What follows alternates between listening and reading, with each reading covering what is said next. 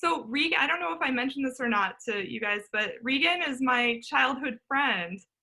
And this is the first time we've seen each other in like 25 years. So we were in the same brownie troupe together. Like we play, like I think we were in the same third grade class, and I don't know, we'd play horses on the playground together. I have lots of good memories with Regan, but I've been following her art and her blogs for years now. And then when I usually have a guest speaker come into this class, and it just hit me when I got one of her emails that she could be my guest speaker. And so it's been like one of the, silver linings of this insanity to reconnect with Regan. So I'm excited she's here. Oh, Emily's coming in. I'll stop talking in a minute as soon as I greet Emily. Hi, Emily. Hi, I'm Eileen. And this is Regan. Regan, what's your name? You go by your artist name is Regan Druin? Druin. I just use that's my mom's last name. Oh, it sounds very... I use my mom's last name for my art stuff. That stays pure, and then the government's got my dad's. Yeah, I actually do the same thing. I call it Emerson Art and use my maiden name. So that's cool. Keeps my emails separate. I know if somebody's emailing me for life or because they want some art stuff done.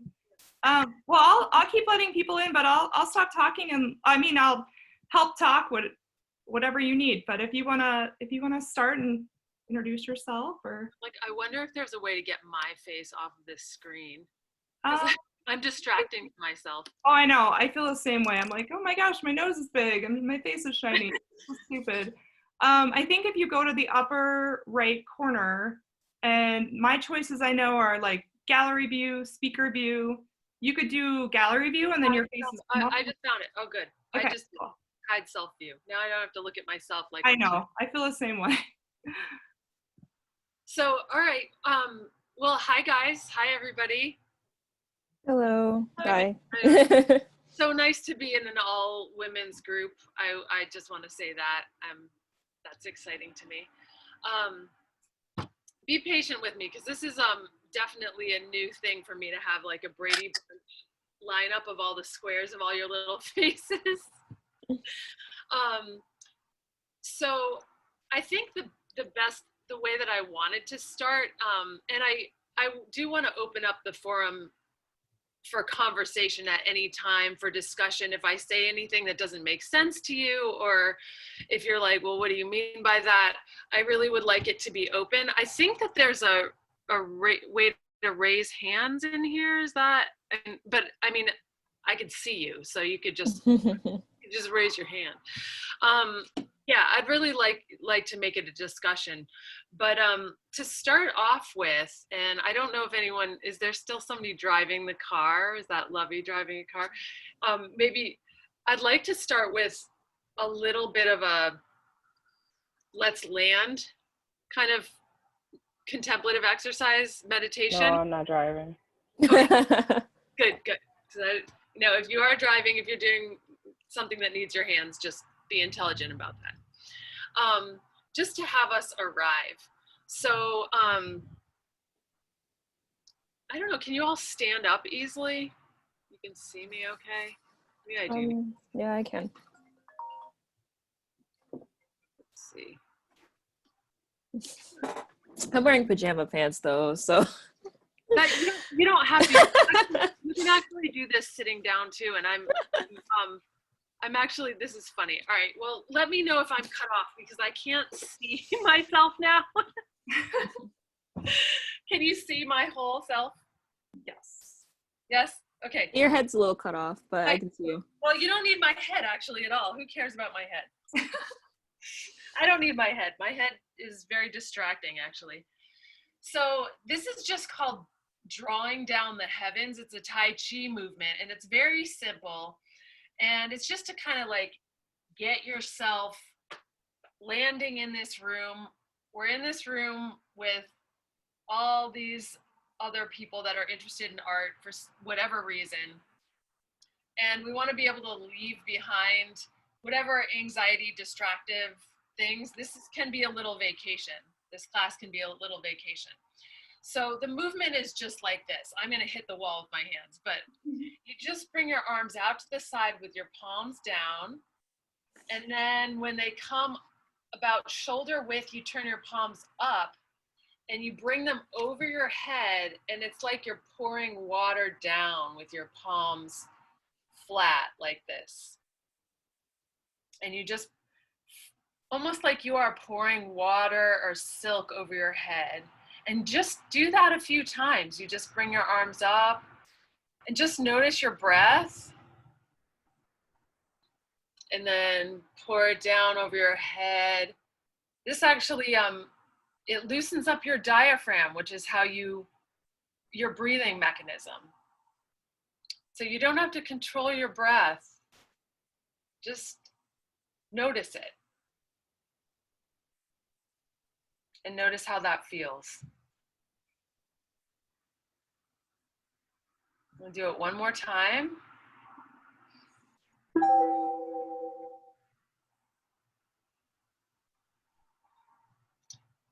And now, hello. And now just bounce around a little bit, like jiggle, let the tension out.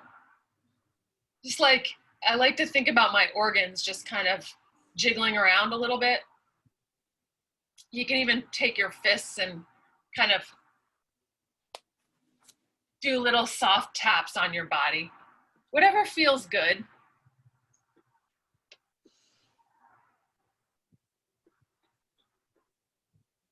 Okay. All right. And now we'll sit. A little cold here on the East Coast. I'm in Massachusetts, by the way.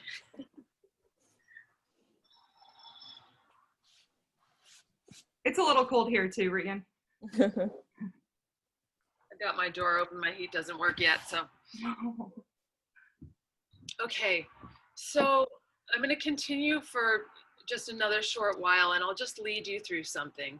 So if it's comfortable for you, you can let your eyes close, or you can keep your eyes soft, like a soft gaze on the horizon where you're not really focused on anything.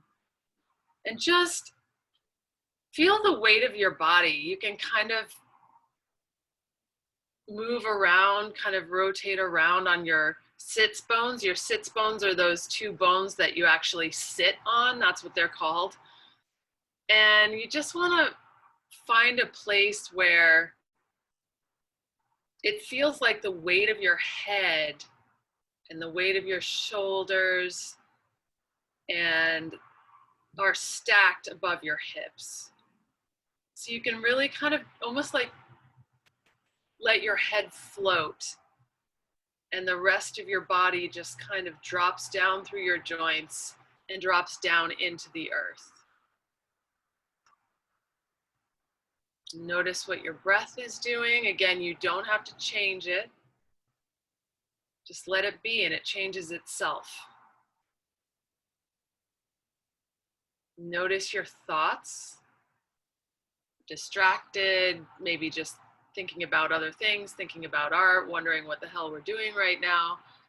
What you can do with your thoughts is you'll notice that your thoughts are almost like the static of a radio sometimes, and you can just step, almost like you're stepping behind them, and like that radio is off on a counter somewhere and it never stops. It just kind of keeps going, and you just let it keep doing its thing. And you notice you can learn a lot of things about yourself by the quality of your thoughts. Oh, are my thoughts moving really fast right now? Is there something bothering me? How am I right now? So just checking in with yourself.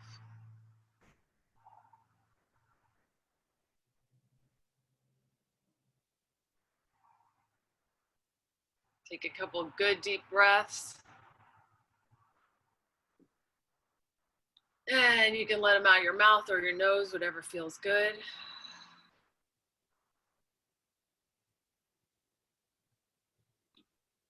Yeah.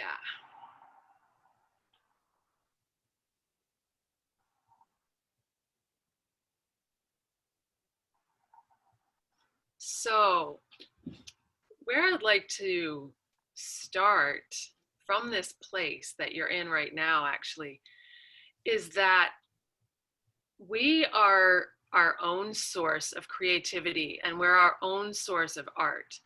And what has happened, I think, in the past maybe few centuries, maybe even more than that, is that there's been this separation of art and regular life. Art's over here, art is special, art is for people that studied it, art is for white men in museums, and you have to, in order to understand art, you have to have a certain amount of knowledge. In order to know whether or not you like something, you have to have a certain amount of knowledge. And that is, it's only a perspective. It's only one person's perspective, basically. It's a,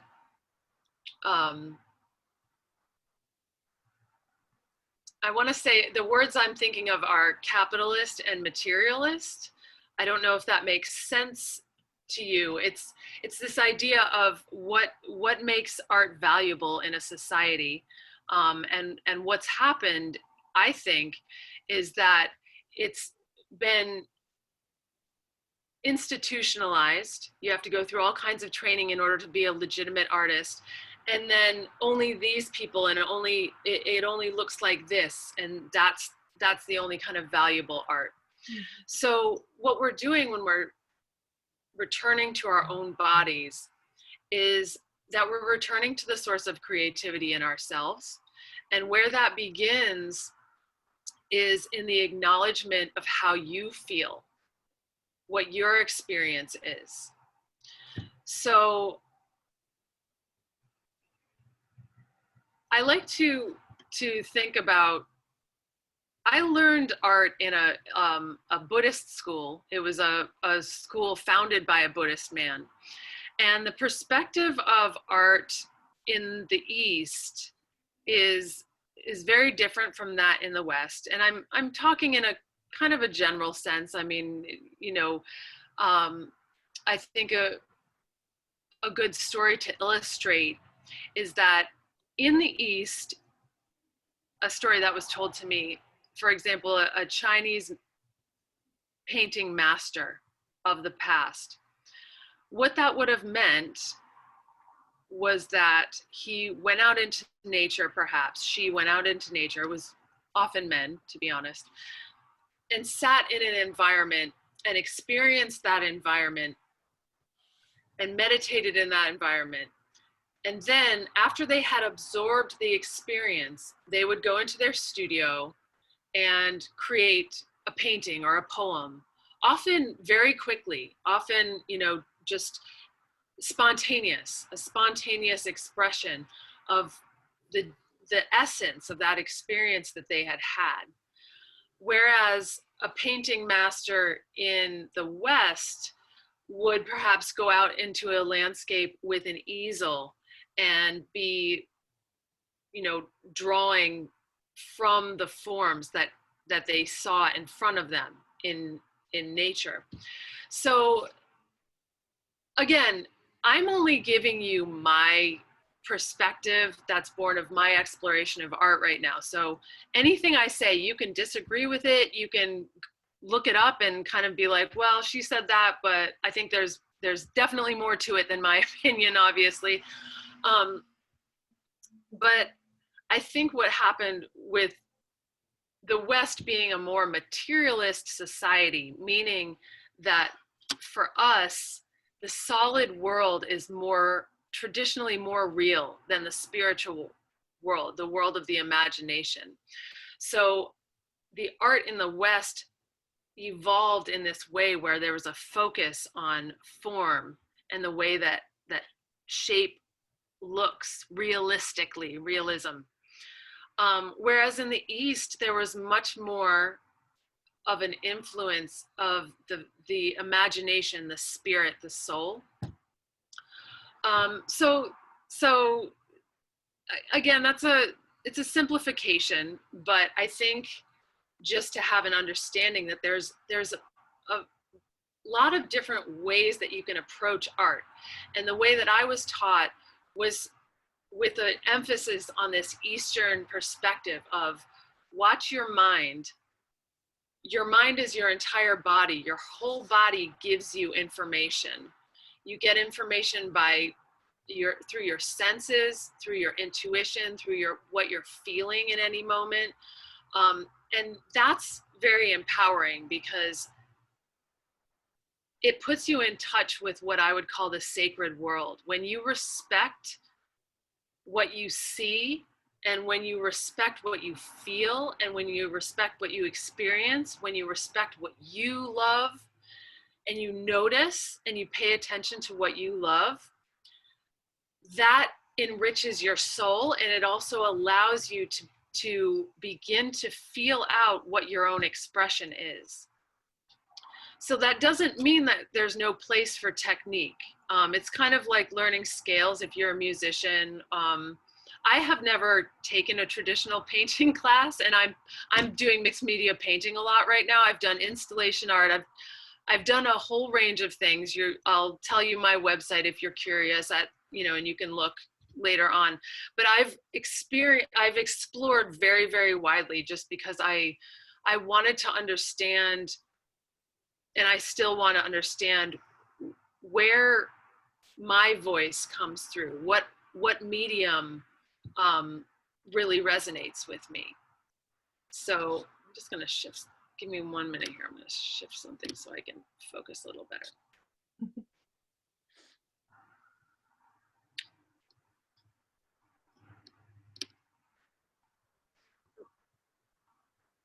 Okay. So is everybody with me still so far with this? Yeah, it's great, Regan. Yeah.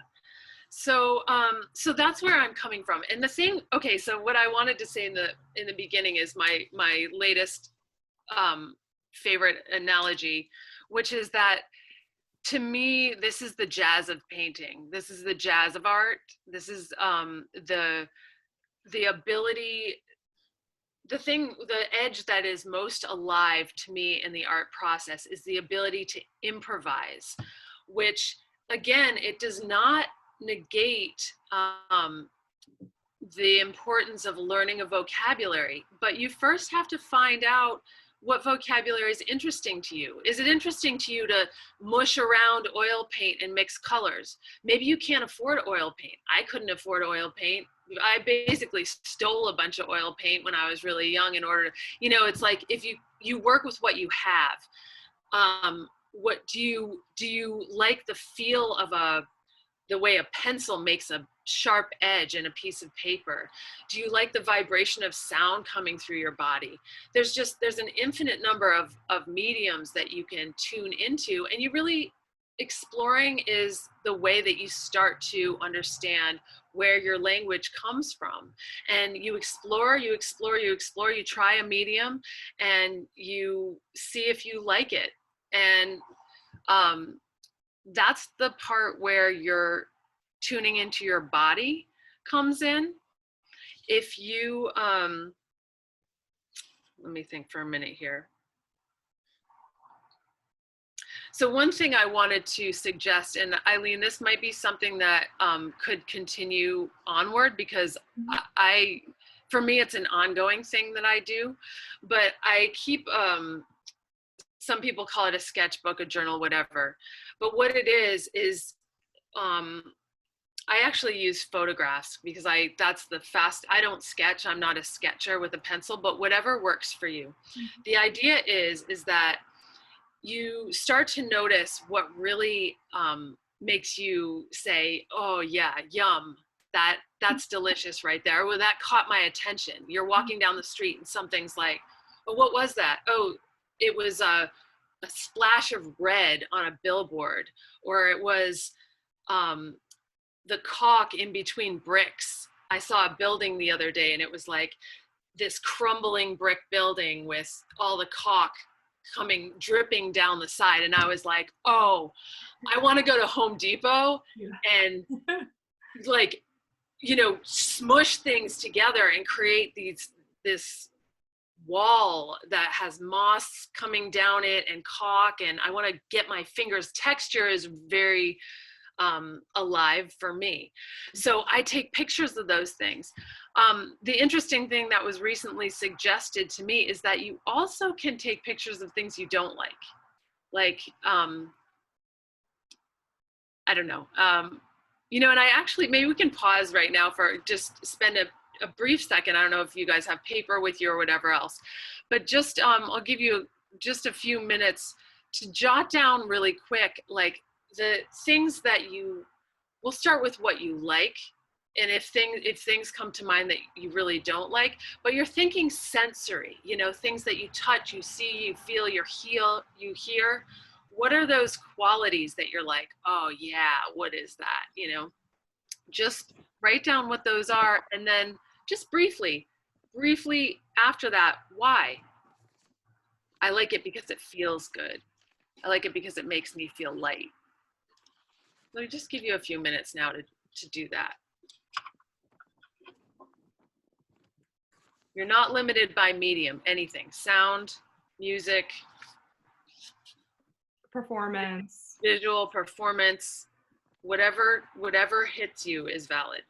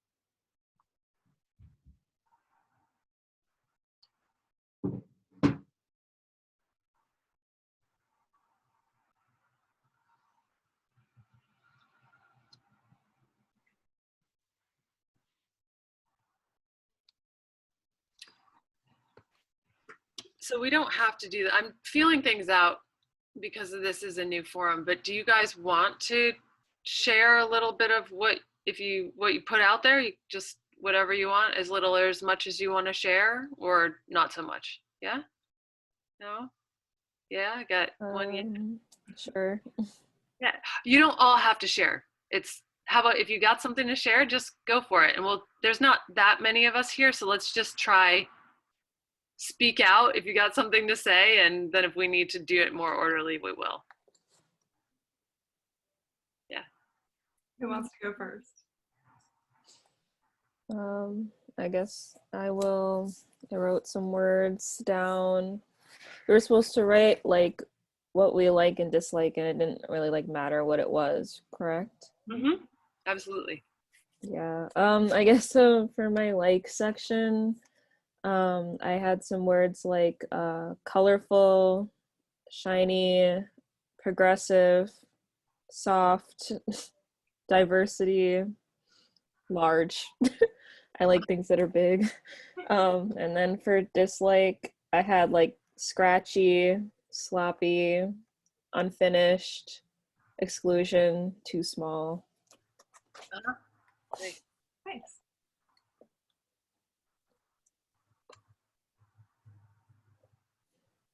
So that gives you, just to go on that gives you a place to start when you're working with your own art.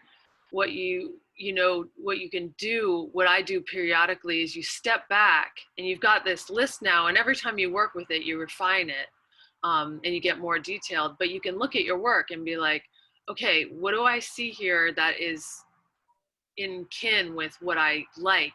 And if I don't like something, is it because it's scratchy or kind of sketchy, or it's too small? And just noticing, not that that's bad either, because contrast is also what makes art striking. So knowing what you don't like is a way to be able to contrast those two things, juxtapose things, and that creates a tension that helps art to speak very strongly. Anyone else want to? I'll go. Well, I went to Kohler Andre State Park yesterday. Have you guys ever been there? I'm not from I've only lived in Wisconsin for 6 years, but I've never been there, and it's amazingly gorgeous, and there's sand dunes right on Lake Michigan, and it's super beautiful. And my son is he's 11, but he's getting into photography, which is my passion. But since I didn't have a darkroom for a long time, I didn't do it. And then I learned digital. And so he's like super excited about taking pictures. That just makes me so happy. So, I mean, I loved being there for so many reasons. The sound of the waves, the water, the sand, the peacefulness of it. The fact that everyone you see in a state park seems to also be at peace, which is really cool. Like other people who were there, unless maybe you're a kid and you're dragged along with your parents, you're usually pretty happy about being there. So everyone's like super kind and happy and respectful. And I just love somebody learning something new and asking questions. So I thought that was just so cool. And when I said I don't like is overstimulation of lights or noise, or one version of events accepted as fact or truth. Yeah. So that creates an edge.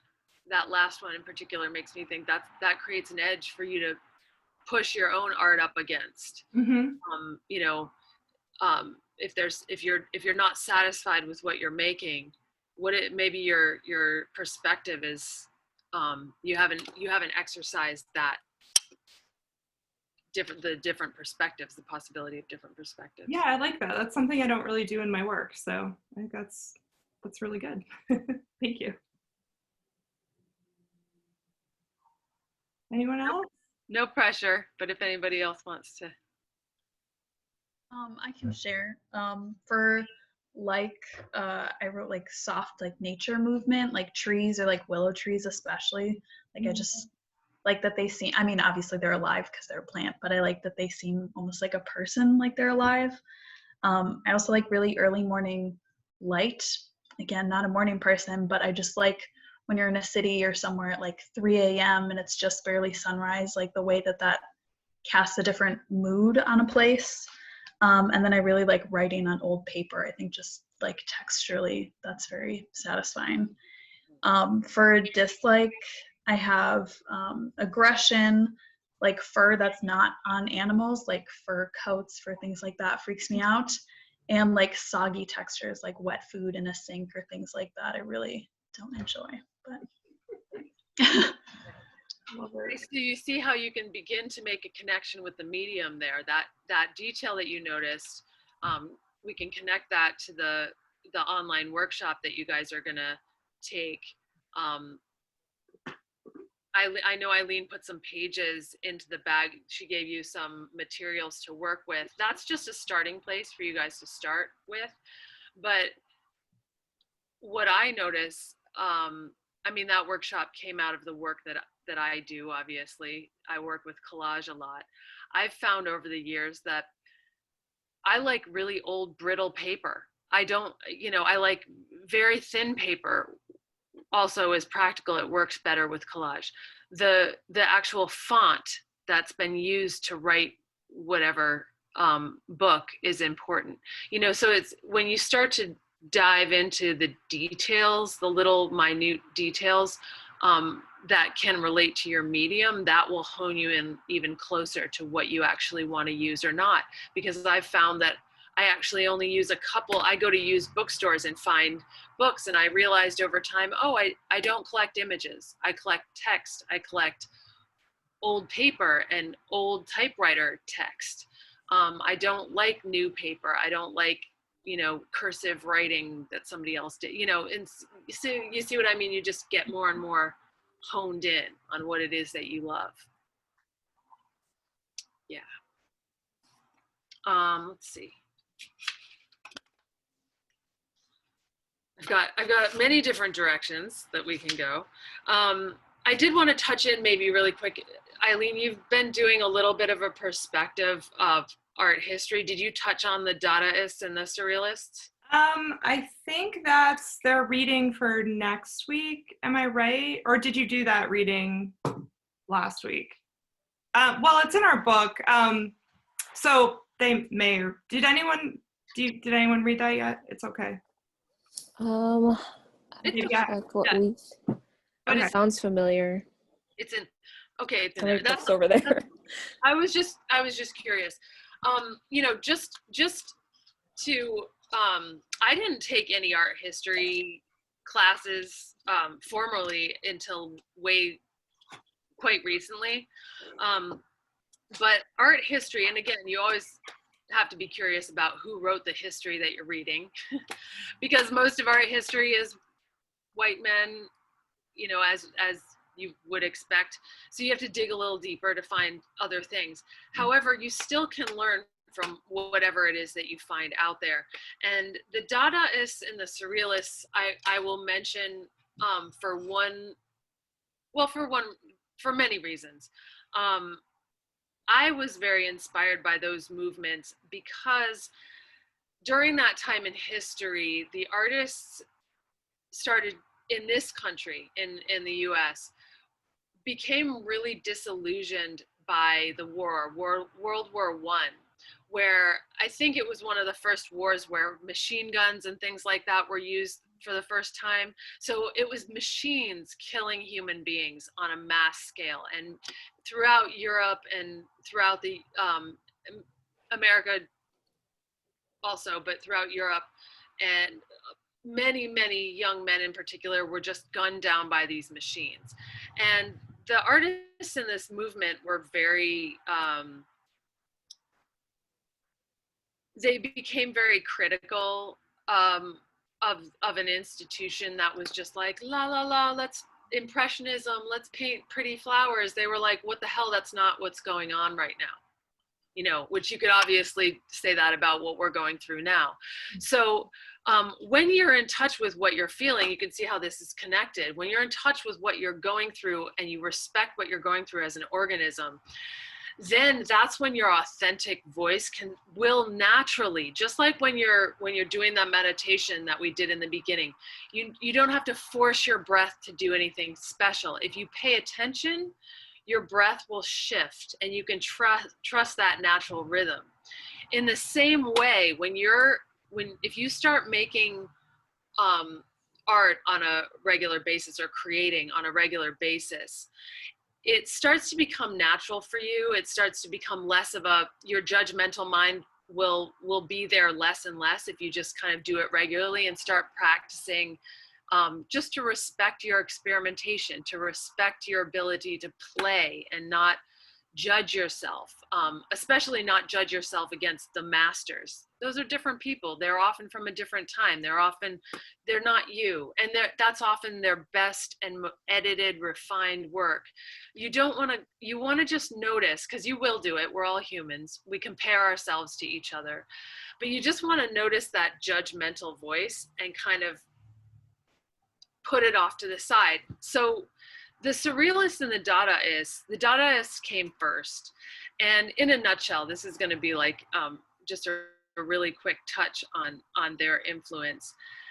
They wanted to experiment with tricking and unsettling the rational mind. So the way they saw it is the rational mind was like the government, the wealthy upper classes that said, this is how everything has to be. It has to be in this box. It has to be in this way. If you make art, it's got to be like this. It's got to look like this. That's art. That's not art. Painting has got to be whatever the movement that's going on right now is, representational, whatever else.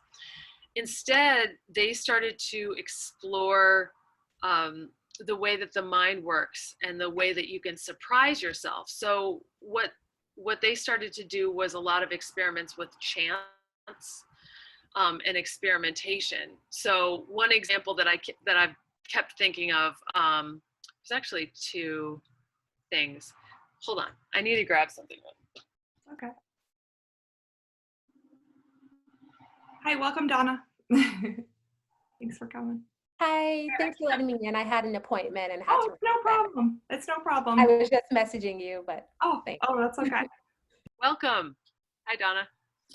Hi. So I couldn't find my thing, so it doesn't matter. I was getting excited. So one example of, they did a million different kinds of experiments. They would take a canvas and put it over the smoke of a smoking candle, and it would make patterns on the canvas. They would take an article out of the newspaper and rip it up into a lot of shreds and throw it in a bag, and then take out pieces randomly and stick them onto another piece of paper to make a poem. Let's see, they would put a canvas on the floor and splash paint onto it just to see what the patterns were. So I would say that these kind of experimentations are a way to get started on a piece of art. And I'm just using visual two-dimensional art right now because that's kind of an easy thing to work with. But just again, you can apply this to any medium. I've worked a lot with music. You can, apply this to music by playing out random notes, especially if you have other people in the room, just whatever goes. And then so basically you want to let yourself play and experiment and bring in this element of chance and spontaneity into your work, accidents, whatever goes, just make a mess. It can be ugly. In fact, I know artists that go specifically for making ugly things on this first layer of art, just so that you're not sitting there biting your lips and chewing your nails or whatever it is that you do, unable to move because you're so afraid to, ruin that perfect white space or make a mistake. So what you're doing is you're tripping up the rational mind. And so we'll go in that direction.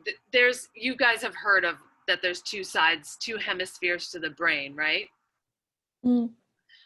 So one hemisphere is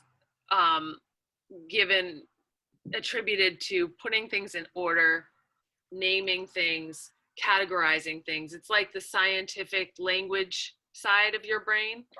The other side of your brain is more intuitive, non-linguistic. It senses things. It has quick inspirations, just like that, where you can't rationalize it. The rational side of the brain will want to come up with why. Why did you do that? What does it mean? Is it good? Is it bad? What about what that person did? So the rational brain can really kind of trip you up especially when you're experimenting, because it gets freaked out by the fact that it can't tell what you're doing and it looks like a kid's finger painting or a pile of paper or a random, mess. And you'll probably, if you're anything like me, notice that side of your mind start to judge, like, oh, it's ugly, oh, what's going on here, I'm not an artist, oh. And the thing is that it fades, but it doesn't entirely go away, and that's okay, because we need the rational mind to help us orient the practical world. Basically, if we don't have it, we would, you could just wander around in circles, just amazed at the beauty of the world. We need both sides of the mind.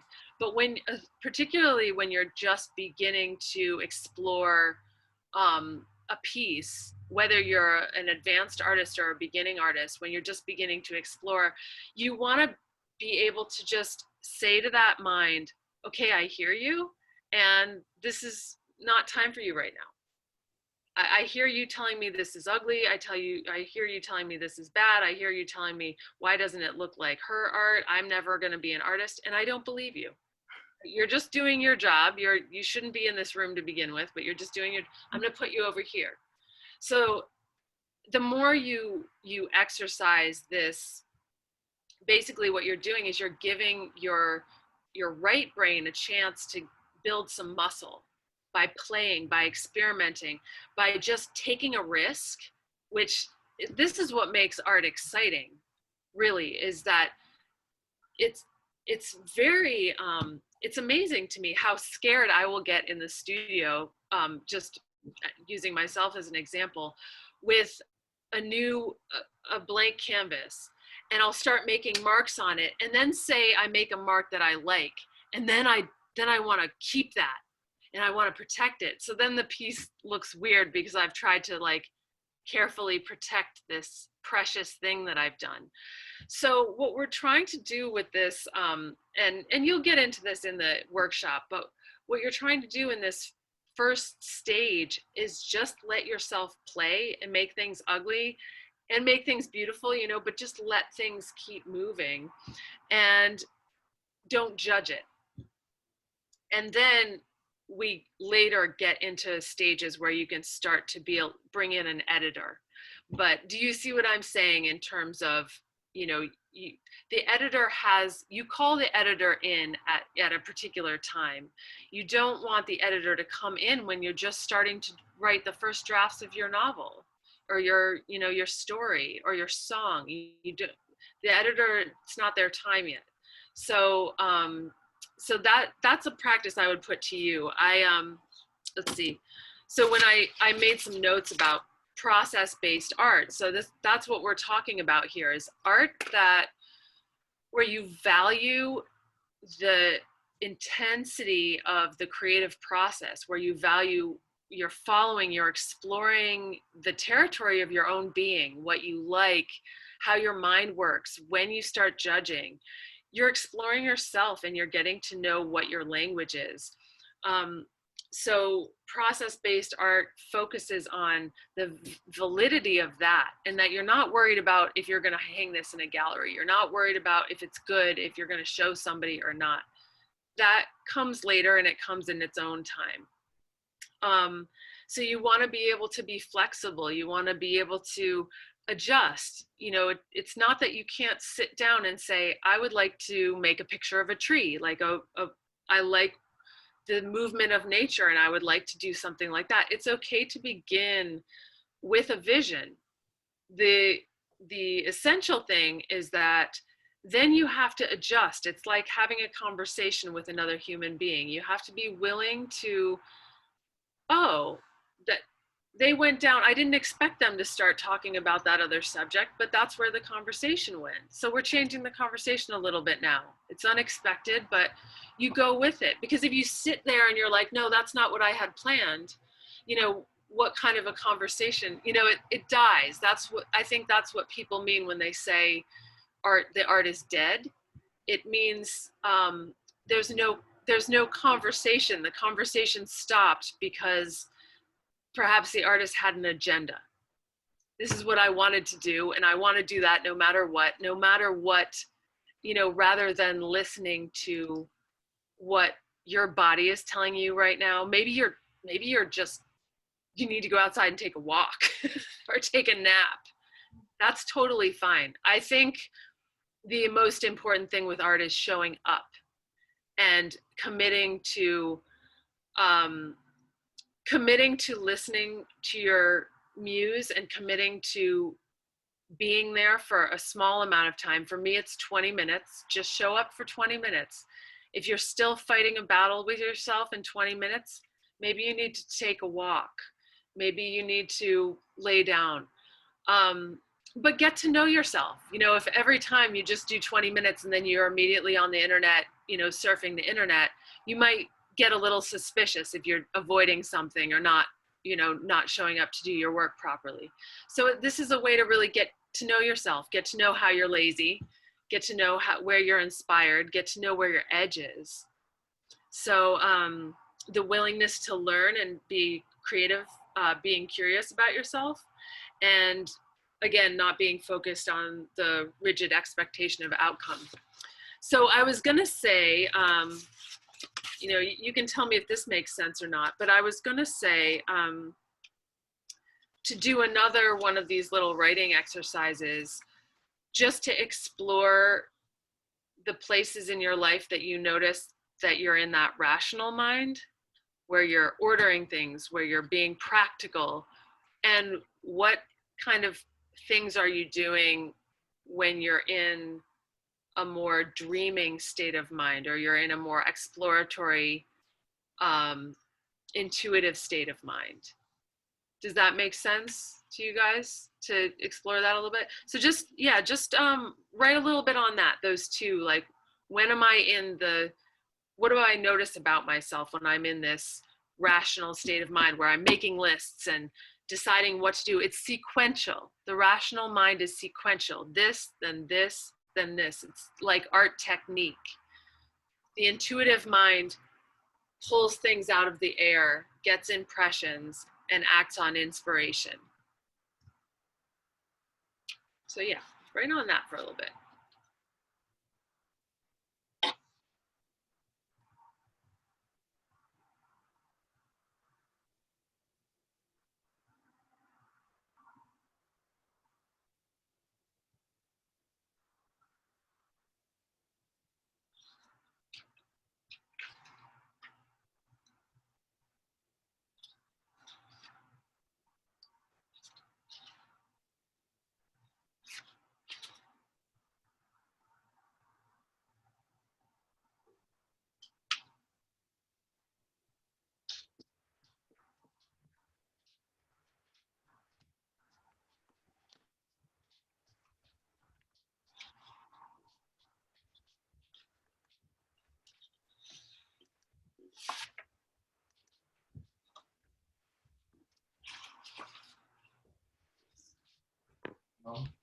What?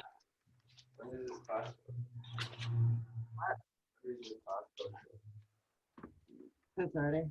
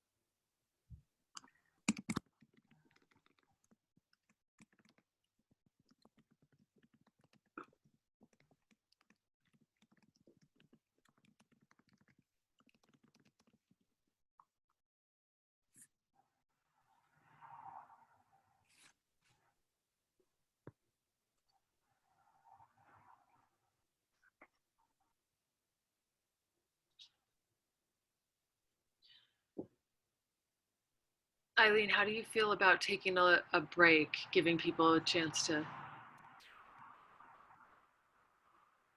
I don't know if I can hear you. I can't hear you. Oh, you're mute. Okay, sorry. I was muting while I was responding to a message. So yeah, we could take a break, and if anyone needs to leave, we totally understand. So don't feel bad about it if you need to leave, but I feel like this is super valuable. So yeah, do you want, how much time do you want to do? I was thinking, well, here's the thing. I mean, it's good to just take a break and absorb things. I personally can't sit and listen to somebody else talk. Yeah. I mean, maybe I could sit here and talk for that long, but I don't know how you guys are doing. So maybe 8 minutes. Just go use the bathroom, take some fresh air, and just think about these things. I would say, you know, when we come back, if anybody has any comments or questions, then we can touch in, and then we can see where we're at from here and go forward. Yeah, and I was going to say that Regan keeps referring to the workshop. So I didn't actually make it visible, Regan, because I wanted them to hear your lecture first. Okay. But she has a series of, well, it's like mindfulness exercises, and then, you know, using some of the materials that I gave you. So I'm going to post that, and you can either do it after this class or, you know, sometime this week, but it's supposed to be fun and relaxing. So if you need a break from it, you know, do it when you're able to. But if you have any questions about it, I think Regan's going to make her email available. I'll give an overview for you guys. I'll give a quick overview about like where it comes from and why, and then you can always email me. I'll give you my email. So if you have questions about anything, you guys can email me. Cool. Or Eileen, whoever you're comfortable with. Yeah. All right. Take 10 or 8. Yeah, back in 10. Okay, sounds good. Let's see.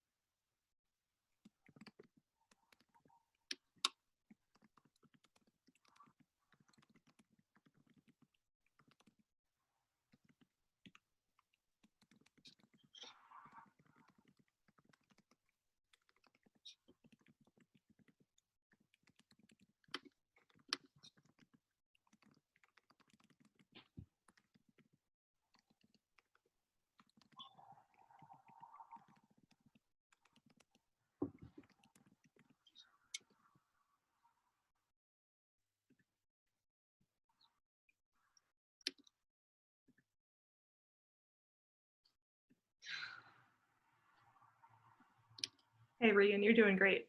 I love it. Good. What time are we going to? The class goes until 4, but so take as much time as you need, and if people need to leave, they can leave. But I'm here till 4. Okay. I'm here as long. I love it. So. Oh, good, good. Yeah, Yeah. no, I mean, I've got a good amount of couple more points that I'd really like to touch in on. Sure.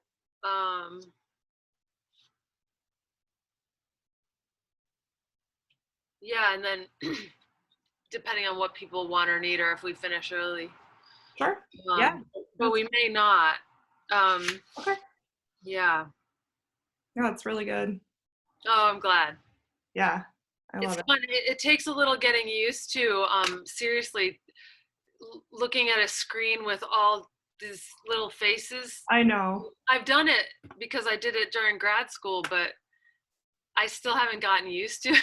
I know. No, me neither. And it's funny. I'm taking a class, like a coding class that through Alverno that they offered me for free. So I'm doing it, but it's a Zoom. It's my first online class that I've ever taken. And I realized the challenges of being on the other side or being a student and the glitches and I get what my kids are going through with school, all e-learning, because there's it's complicated. People get kicked off. You're like always, even if I'm showing art or something, I always have to keep one eye on the room, or it's like you can't just fully teach without watching to see if someone got kicked out or send you a chat or some kind of question. It's different. So Yeah. Yep. we're resilient though, right? That's what this is showing us. It's crazy though. I know. It's such a weird time. I can't, it's gonna be weird when my kids are older and they're like looking back at middle school and they're like, yeah, I did it from my house and I never met my teachers in person. So I don't know. Hopefully just this year, but who knows? So, Yeah. I know. I just checked on my son. He's taking a math test today in his bedroom. I like being in person. Yeah. For human beings. I know. Definitely. Yeah. Or outside. I love being outside. I tried to do a couple of classes this summer when I was teaching kids art. I do them outside, but you can't predict when someone's gonna do like a lawnmower or a leaf blower, and that's so frustrating. So, but I love going outside, I know. Oh, okay. I'm gonna take care of myself. Okay. Maybe just give one more minute for people to trickle back in, and then they can come back when they are ready. Did any of you guys wanna share anything? That I realized that I don't know if that last question was clear.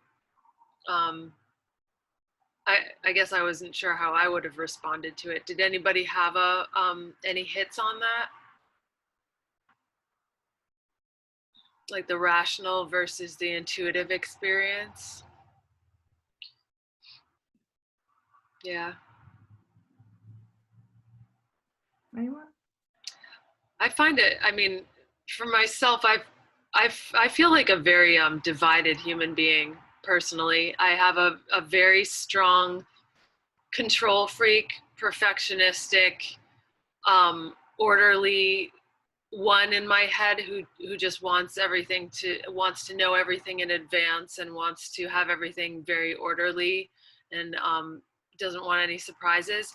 And then I have a very strong also chaotic, doesn't want any rules. Both of my degrees are in interdisciplinary studies because I did not want anyone telling me what to study. So that for me, this aspect of exploring the way the two sides of the brain works, I've gotten into it just to be able to start to try to reconcile my own personal struggle with no lines, no boundaries, I just want chaos. And then the other side of me being like, eek, I want everything in a nice box and I want everything perfect and so I don't know if you guys notice that in your minds, but you may as time goes on. Because I think our culture is very, very split, and we're split in favor of the rational. We have been this, when they say Cartesian dualism, which you probably will hear at some point if you have not heard of it before. It's a particular philosophy that leans very, very far to the side of orderly, rational, scientific, check all the boxes. And it's also been compared to the I'm not gendering things here, but it has been compared to a more masculine or yang mode of being, whereas the feminine traditionally, and again, this is not gendered, it's just qualities, the feminine tends to be aligned with the non-linguistic, the more intuitive and stuff like that. So it's just an interesting play. I thought about it in terms of cooking. Like if you're following a recipe, you're rational, right? You're doing it in order and doing it precisely. But if you're using ingredients that you have and you don't have a recipe, you're kind of exploratory, intuitive. Like I love making soups because I'm really good at making them taste good without a recipe. Very proud of myself with that. Yeah, and that's more fun. I did not have. Yeah, it's more fun. So, yeah. You have vegetables, but you don't necessarily want to, follow recipes. So nice. Yeah, and then there's structured improvisation, which would be, I often take this route with the cooking, is you look at the recipe and you get kind of an idea of an outline, and then you just kind of like see what you have and put in what you have. Yeah, perfect. I love that. Yeah, I wanted to segue maybe using that, going towards the structured improvisation. Let's see.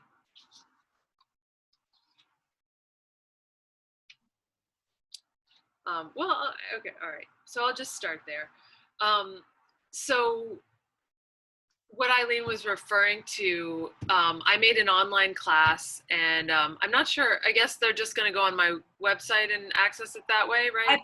I downloaded them and I put them on our Moodle page, our class, like LMS. So Okay, got it. They're So all, and I just made them visible, so it's on there. They can do it.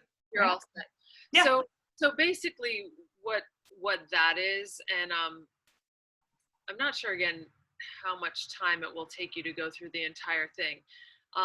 But you'll see it's laid out in a pretty organized fashion. I introduce you to the materials. Eileen has provided you all with the materials that you need. And you start with a couple of contemplative exercises. And the idea with the contemplative exercises is really to drop in to how you're feeling that day, where your mood is at, to really kind of get connected with yourself, basically.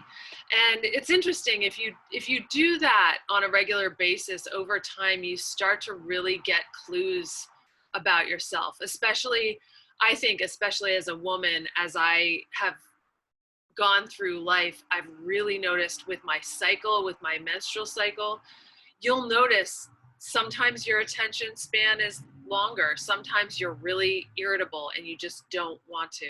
And it's just good to know those, pick up on those things about yourself over time, so that you can just allow more space in your art making.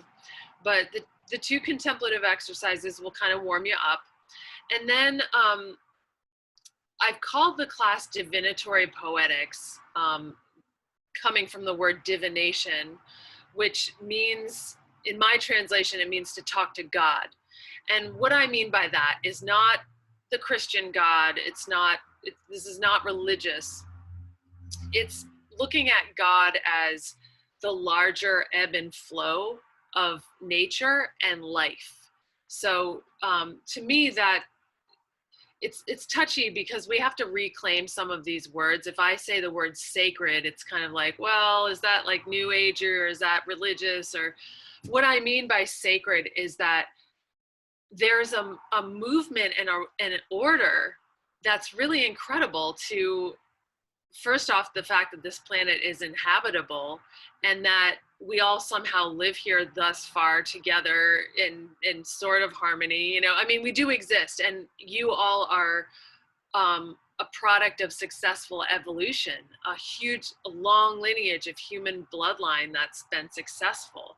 So there is an order that works, and that is a harmony that works and is really beautiful. And when you pay attention to the details of your life, you start to see patterns. And that was what I was interested in when I was making this class, is what we talked about starting with that kind of random spontaneity. You can, I'm thinking right now of, you know, in the Bible, they say, God and chaos, God, you know, there was just darkness and night. I mean, I said the Bible, but pretty much every mythology has the same thing, because humans, that's what the field of comparative religion has showed us, that human beings all have a very, very similar sense of the sacred.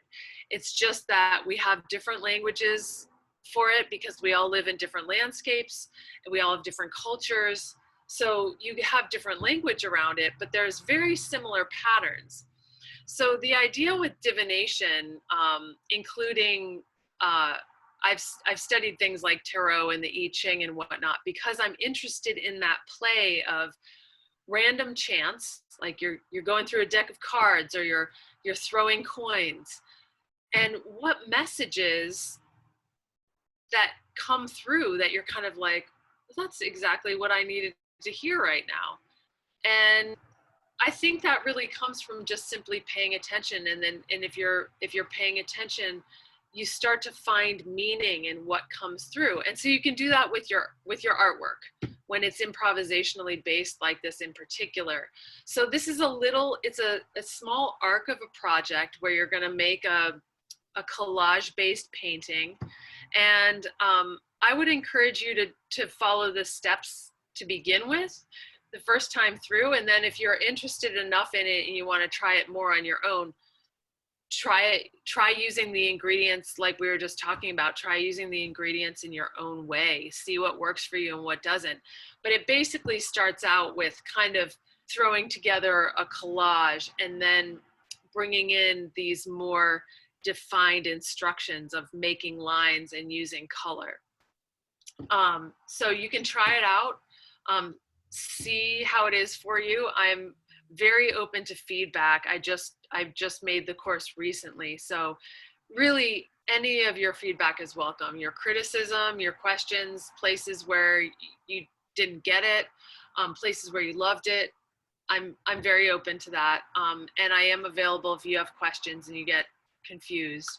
But yeah, that's what I mean by divinatory poetics. I think I do talk about this a bit in the beginning, but to me, poetics is the language of art. It's the language of being able to basically conjure, invoke something beautiful by being able to articulate, choose your vocabulary, whether it's color, whether it's texture, it could be words, it could be sounds, and to bring together those things to create a composition so that it speaks. And, as you practice and as the judgmental voice kind of starts to fade away in the background, you can start to touch in and get experiences once in a while of, oh, I didn't even plan that, and look at that cool thing that happened. Oh, I'll just go with that. And oh, I really thought that was beautiful and I wanted to save it, but I kind of felt like for the evolution of the piece, I needed to just kind of cover it up, and that was scary, but something better came out. Or, it's discovering that the art process is really exciting. It's scary, it's exciting. You come up against your own mind and you judge yourself, and then you tell yourself not to judge yourself, and it can be very, very profound. So it's like a self-divination. So I think, I'm not going to get into the details that I go over. I do talk a bit in the class and give some short lectures, so I don't want to be redundant there. I guess there's one last point that I would like to explore.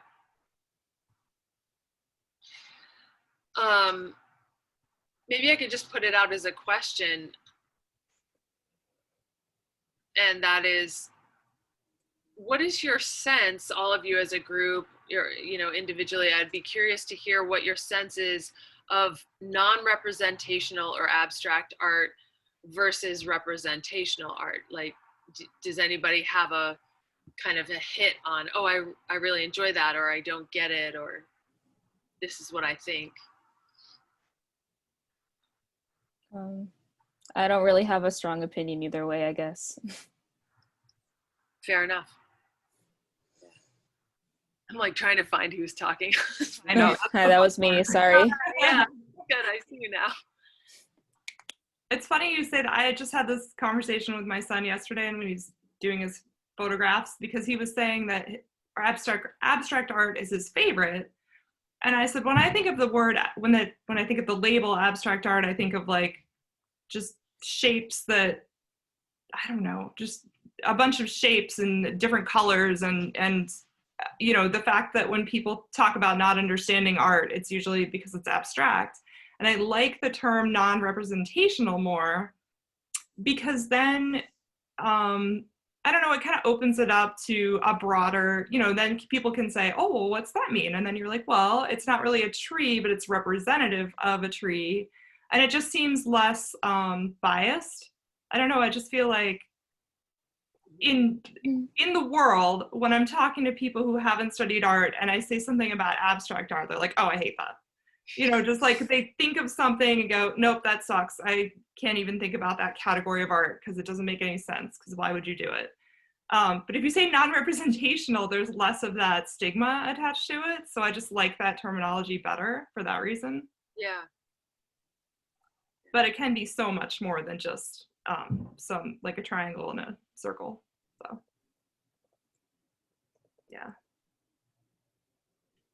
Yeah. Oh, I don't know if Stephanie was going to say something. I was just going to kind of go off Eileen I think like through doing this class and learning more about kind of what's under the umbrella of being like abstract or non-representational, I've grown to appreciate it more, because I feel like growing up very like outside the art world, like the only abstract artist I knew was like Jackson Pollock. And because I didn't really love his pieces, I was like, well, okay, I guess I don't like any of that. But learning that there's more like even like magic realism and stuff like that, it's like, oh, I find that interesting. And that's more within that realm of, you know, abstract ideas and stuff. So Yes. What I was gonna go off based off what Eileen was saying is also that it's interesting and very difficult to try to explain to people what non-representational, I guess, is, because I have a lot of family who knows nothing about art. So when they see it, they kind of need to know, like, what is that? And even when you try to explain, like, oh, it's just the appreciation of like shapes and colors, they're like, no, but what is that? And you know, and then it gets irritating and frustrating. So then I'm like, it's a tree, even though let's say it's not, but then I'm like, it's a tree, and they're like, oh, okay. So sometimes it gets frustrating because there's people, as also Reagan was saying, like that are not really too into art or don't know much about it, so they need some sort of like guidance to like understand what it is. But us as artists can be like, okay, it's non-representational, and we can just open it up to whatever we want it to be. So I guess it could go both ways in a sense.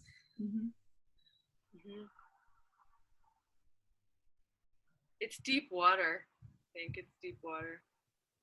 Yeah, I mean, that's a good point. I do think abstract art does tend to point towards a particular art movement. So maybe non-representational is more open. I was discussing this with a friend of mine not recently, and again, this is just my conjecture, but I think that in this society we've become so insecure about, well, there's a couple of things. I think people don't trust their own, they want to know what it is, they want to know that it's right, what they're seeing is right.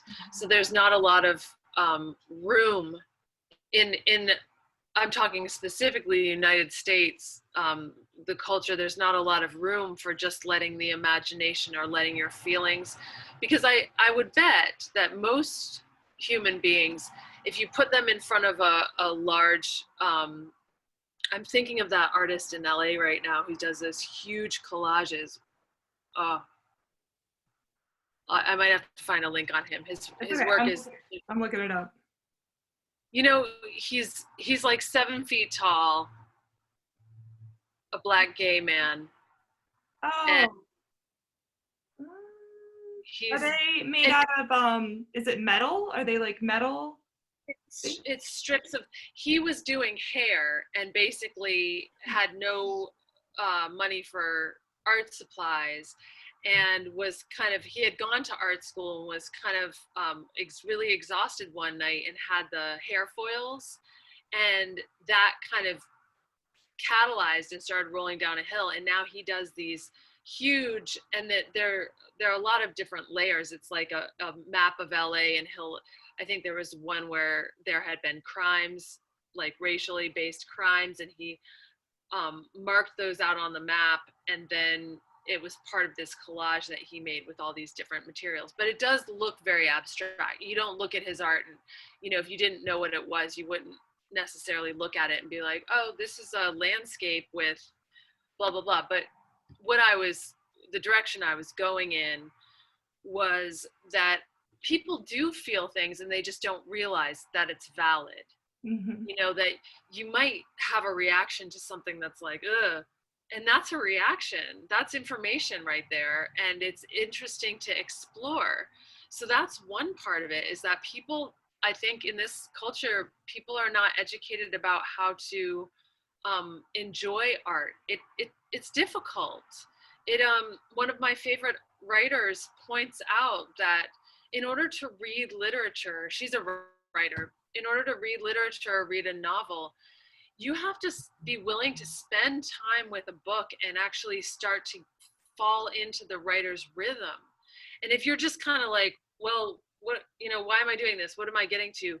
And you don't have a chance to kind of begin to let the world open up in front of you. So there's a couple things going on. I think it is that distrust of our own perception and really wanting to be right and to know what we're seeing and to be uncomfortable with that unknown. And yeah, and then that whatever that other point I just said was that just flew out of my head. Mark Bradford. Mark Bradford. Yeah. Okay. I'll put a post to his work too. Nice. Yeah. I think what was your other point? That just that people have a hard time just letting their intuition tell them how to connect with an art piece. Right. And so herein lies the connection for all of us right now, and all of you doing this course, is to really play around with cultivating your own vocabulary of what you love. Because I think that was definitely my way in. I don't even know, I used to love to look at pictures, the old masters that had all very specific pictures of churches and people and, landscapes and stories. And then at some point, I think exploring different kinds of experimentation with words and poetry, but at some point I just started to realize that I really like texture. And so I started to kind of go down that road of, texture in and of itself is very interesting in the richness of color. And all of a sudden I found myself, it was a surprise to me to be able to look at a non-representational piece of art and actually be like, I don't know why, but I'm just enjoying hanging out with this, piece of, I was kind of proud of myself. I was like, this means that I'm making some progress. I can appreciate something that's not like, here's a house and here's a tree. So, there it is. Just, the invitation to experiment with expanding your own vocabulary of what you love. And the word phenomenological, I'll bring that in, that simply means the phenomena, the sensory information that as human beings we pick up on. The quality of light, somebody said the quality of light, the shape of a line, the color, the particular feeling of an atmosphere. That's all that information, being interested about that. Yeah, so it's pretty cool stuff, and it's very cool when you're talking about having a little bit more liberty with the improvisational. Just really letting yourself explore and allow yourself to have the chance to surprise yourself. Like you just, with this collage class, just stick some stuff on there. You don't have to show it to anyone. Draw some lines, throw some color on. The class will give you a structure so that there is some kind of parameter, there is some kind of order, because order is ultimately, in the end, when you're an artist, you do make choices.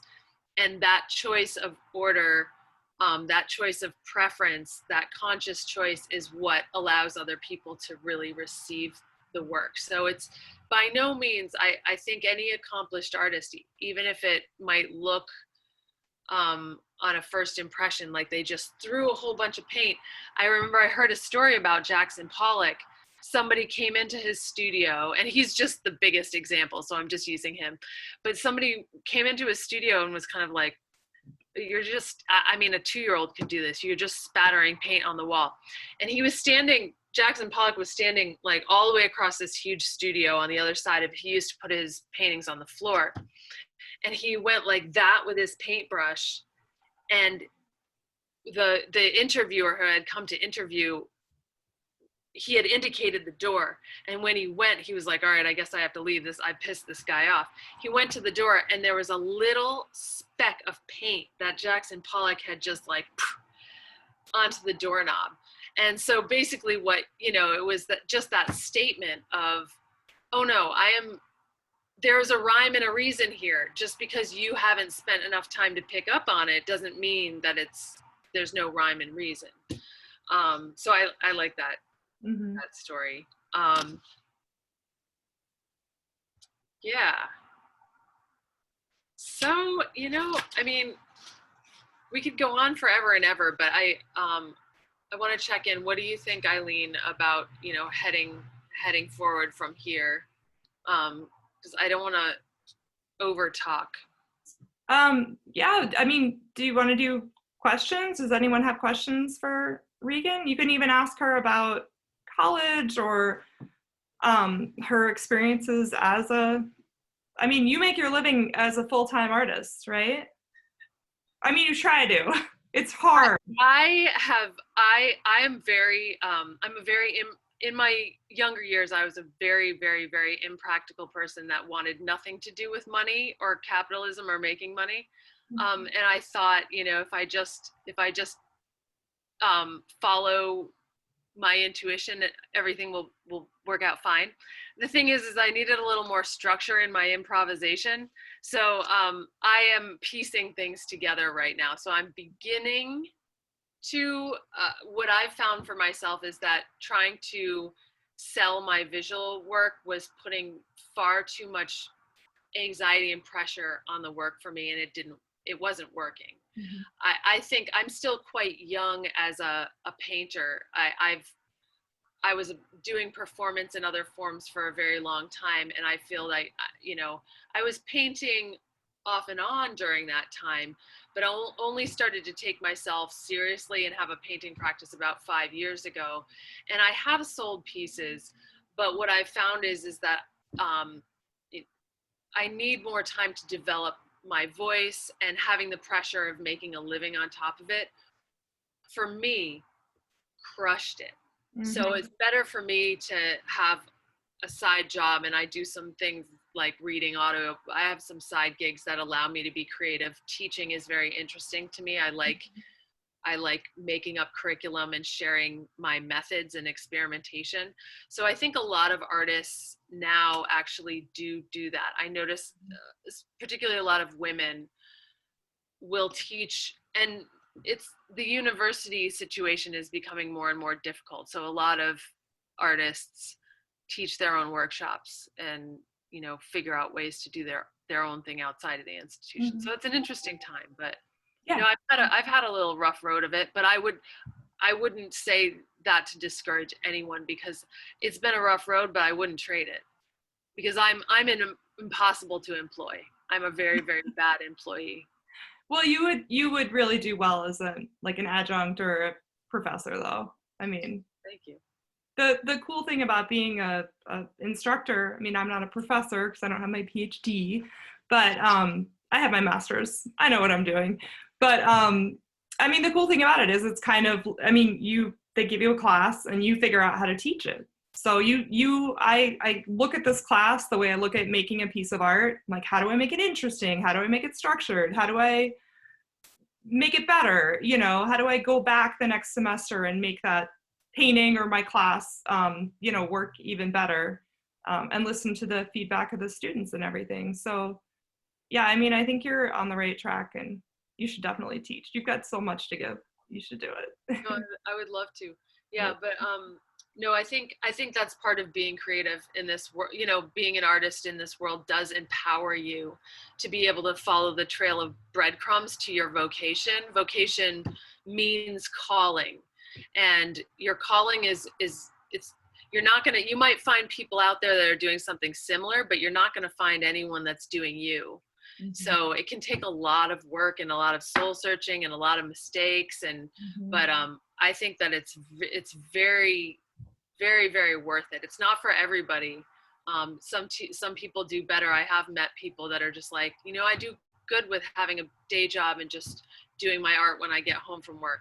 So it's just something you've got to feel out for yourself. Mm-hmm. But I definitely think taking the risk is worth it. And I've squatted in studios with no showers for years on end. And I've done a lot of that kind of experimentation. So if anybody ever wants to have a conversation about that kind of like, how do you make it on living on a very little budget, or, you know, anything like that, then I'm open to that. Just email me. I've done the opposite. I've worked in a lot of jobs that had nothing to do with art, and I stopped making art for like 10 years because I didn't even think I was good enough to make it, and I just thought, I gave away all my art supplies to an art teacher and said no. And, you know, had like a city government job, but then something always brings you back to it. So yeah, So don't get frustrated if you want a career in art and it doesn't happen right out of graduation, because that's pretty tough to find that perfect job. But if you can find a job where you can be creative in it, then that's where your liberal arts education is so powerful. If you're, if you think creatively about every situation, or teamwork or assignments, or and any job that you have, if you can even if it's not your dream job and you don't like it, there's probably something you can learn from it that you could apply later in life. And some of those situations I've been in, I've said, well, that's a terrible boss, and when I'm in charge of people someday, I'm never going to act like that, because I've learned the way not to do things. So there's always something to learn from every situation. So anyway, but I don't know, any questions? Does anyone,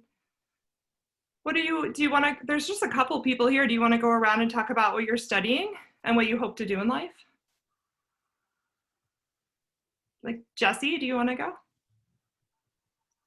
Oh, sure. I'm actually a nursing major. Excellent.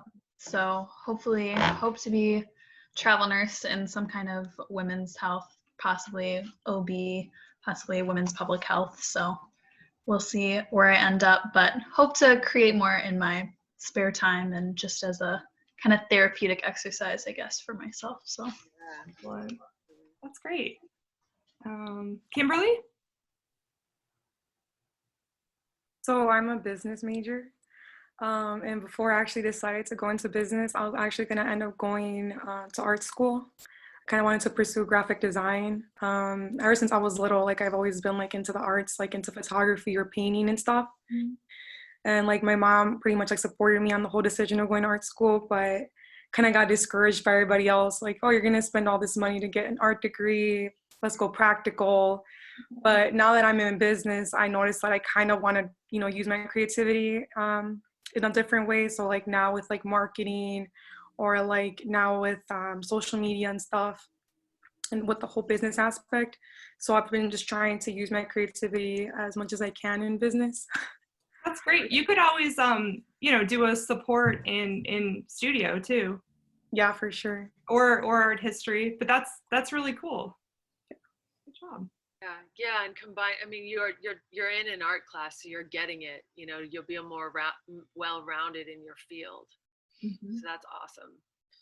We need creative business people. Oh my gosh. Yes, we need creative politicians too. We need creative people on every level. The issue that we're in right now is we've gotten so unbalanced. So if we can, and the women are gonna play a very big role in helping to rebalance things. So all of you, like, more power to you.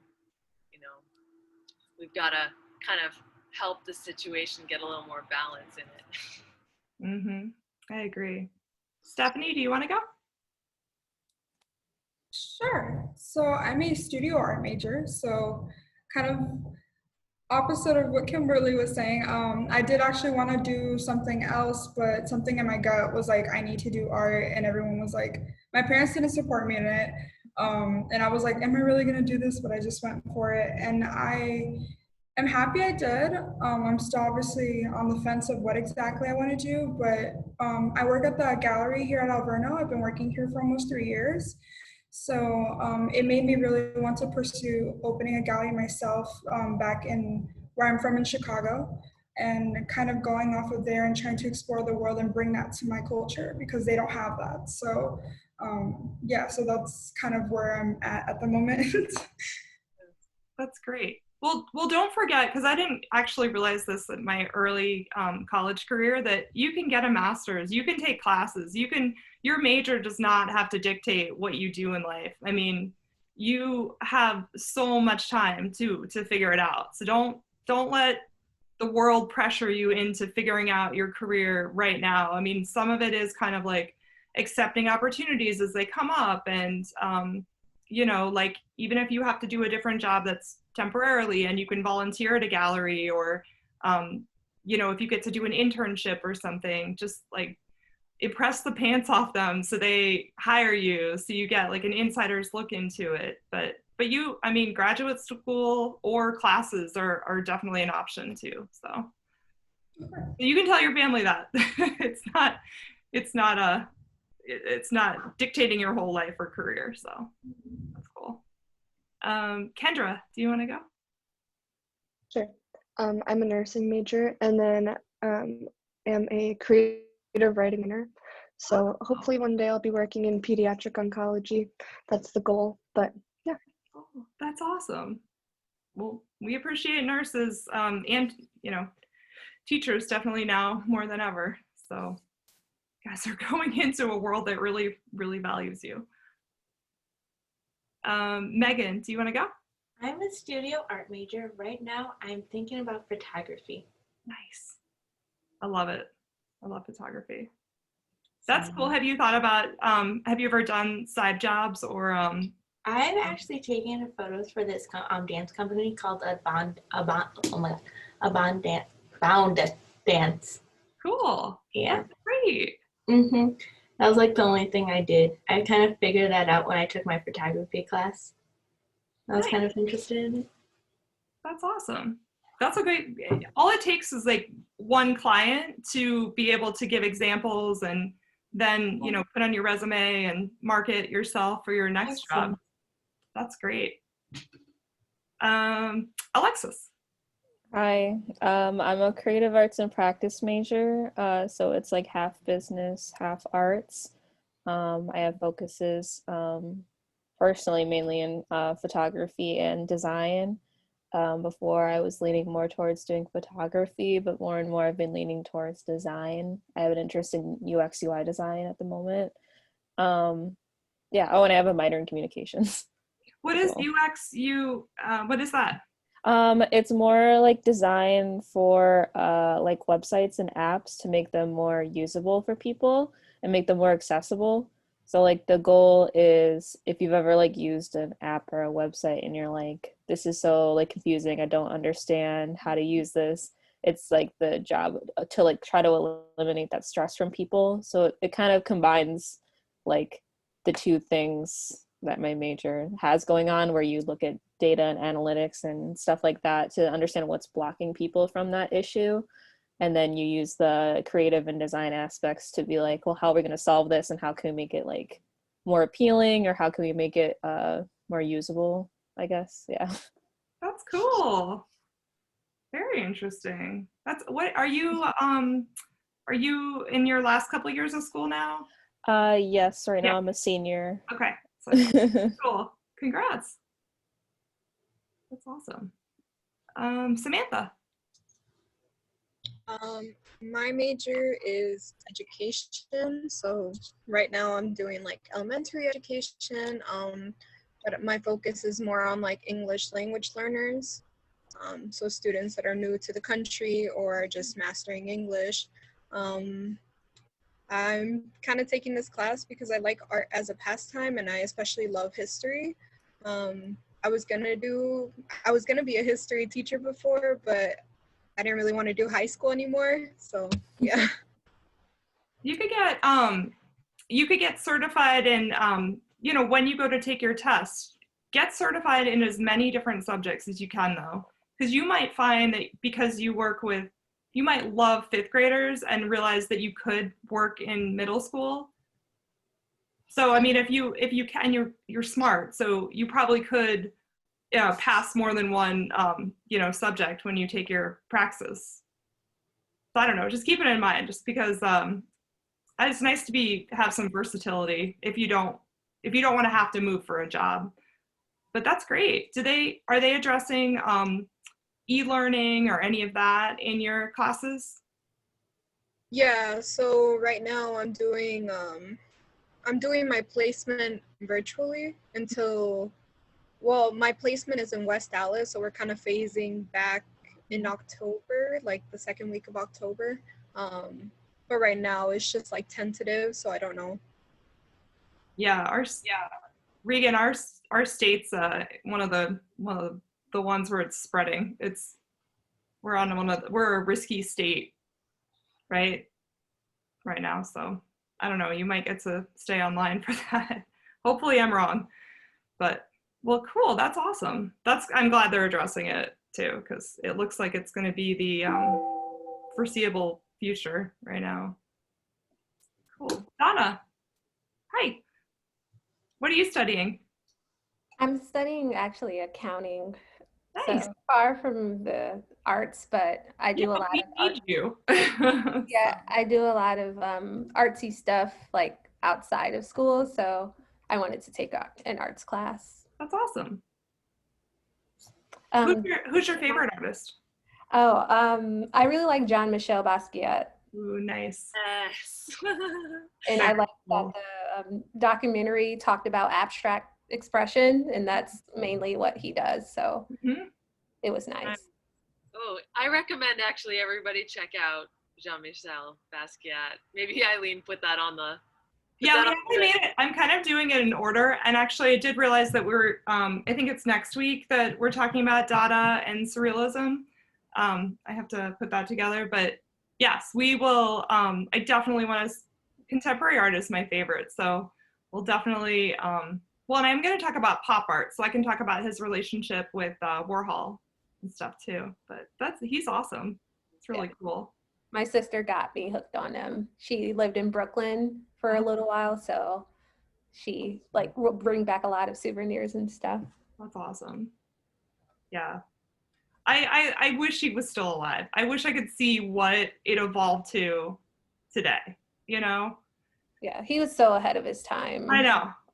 I mean, that's why his stuff's selling for the most at auction, right? At the auction houses. It's like the most valued, most, I don't know, desired by collectors. So, yeah. I don't know what he'd say about that. He'd probably be happy, right? Yeah. Although the artists don't really make money when things go to auction. More the business side of everything, but true. Cool. That's great. Lovey, do you want to tell us what you're studying? Okay, Jenna, do you want to talk or tell us what you're studying? I'm just an art ed major and art history minor. That's about it. No, that's awesome. That's what I did. That's me. You're me. No, I'm excited, and I've loved art forever, so it's fun to learn, take all the classes, and finally learn. Love it. I'll graduate at 50, so it's never too late to go back and do something you love. So that you youngins have all the time in the world to make up your mind and change things as you go, and just do something that makes you happy in life. Don't settle. Don't ever settle, because you have a very short time on this earth and you should have the best of it, So go back and do what you want to do. You have all the time. That's it. Thank you, Jenna. That's awesome. Oh, well, this is great. I don't know, is this a good place to maybe end? Regan, do you? Yeah, I guess I just wanted to piggyback on everything that's being said and just say, yeah, the lines are arbitrary too between these subjects. I mean, to be able to see creatively is relevant to all subjects, and each of these subjects is a very interesting and necessary role to play in society. So, the lines were just the rational part of the human brain had to, so that we could actually learn, had to separate things into categories. But in different times in human history, there wasn't such clear lines either between this is art and this is business and this is religion and this is economics, and so yeah, don't let yourself get stopped by artificial. You can always color across the lines, Mm-hmm. So yeah. Yeah, I mean, make sure you stress to if you ever go on a job interview and they tell you, well, why are you interviewing for this job? Because you're an art major, or say, I am a liberal arts major, so I had to study a lot of different things, and I had to be good and learn a lot of different things to be the well-rounded person you see here today.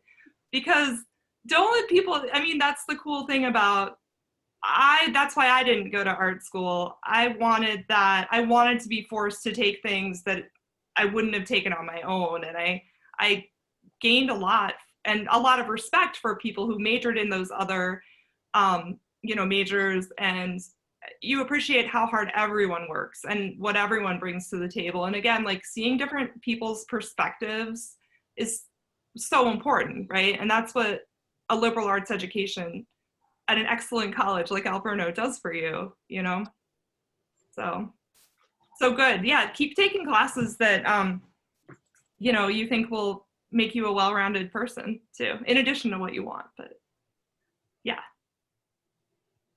Awesome. Okay, well, let's close the way that we came in. You guys can stay seated, but let's just bring the arms up again, and just floating the arms up to your side and bringing them up overhead and pouring them down again. Just digest this experience and check in with yourself a little bit, where you're at, what you need now. Up. One more time. Why not? Why not? And settle it down. And in the school I went to, we would always bow on the way out, and it's just a sign of respect. So the instruction was, you hold your experience and you pay respect to your own experience, you feel that, and then you give. And you just slowly kind of tilt forward and do a little bow of respect to everybody else that shared the space. So yes, thank you all so much for your time and your attention. And again, we'll put my email somewhere so it's accessible if anyone has questions or needs clarity on the class. And maybe we'll get together again afterwards for a discussion. I'm not sure. But, sure. Yeah, love to. Thank you so much. Thank you so much, everybody. This was great. Thank you. Yep. Thank Have a great. Thank you. I didn't realize I was muted. Thank you. Okay, bye. Bye. Bye. Doop, doop.